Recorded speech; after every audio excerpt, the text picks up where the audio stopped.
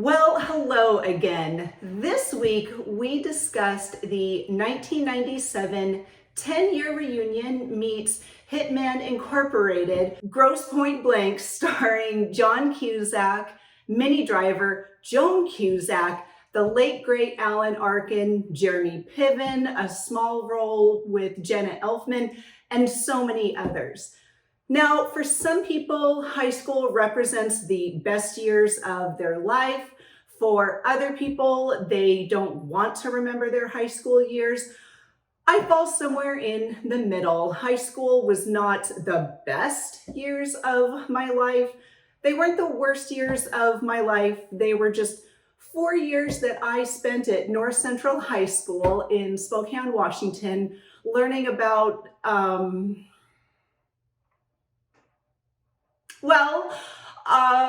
I took French. I was in the drama club. I was a cheerleader for 1 year. But the thing that I remember and enjoyed most about high school was being a part of my school's yearbook. And in my junior and senior year, I was actually the editor of our yearbook, the Tamarack.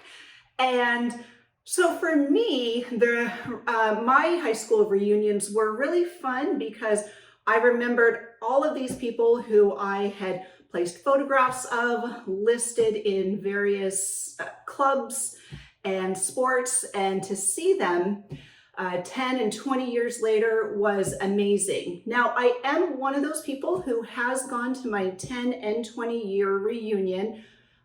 In the show, we learned that Courtney had not gone to either of her reunions, and she is actually surprising in the majority because typically only about 30 to 40% of people go to their high school reunion, and that tends to taper off the older we get. I think there's some obvious reasons there, but typically the big years for high school reunions are the 20th and the 50th. So my 50th reunion is another 20 some years away, and I hope to see as many of my former classmates as possible. But as Courtney pointed out also in the episode, in today's world of social media, it's not really relevant, or it's not really clear what role a high school reunion plays, because we remain friends with the people we want to remain friends with, and we ignore or maybe sometimes block the people who, I don't know, threw gum in my hair during a high school assembly. Again, not the best years of my life, certainly not the worst years of my life. One thing I can say about both of my high school reunions: luckily, no mob assassins came to the event.